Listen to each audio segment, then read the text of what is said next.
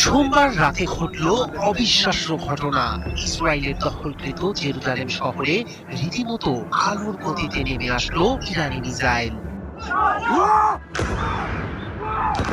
যেখানে দেখা যাচ্ছে আছড়ে পড়ছে একের পর এক ইরানের ভয়ঙ্কর সব ব্যালিস্টিক মিসাইল। মিসাইলের আঘাতে চূর্ণ বিচূর্ণ হয়েছে জেরুজালেমের রাস্তা, সৃষ্টি হয়েছে বিশাল গর্ত, ধোঁয়া আর ধ্বংসস্তূপে ঢেকে গেছে পূর্ব জেরুজালেমের আকাশ।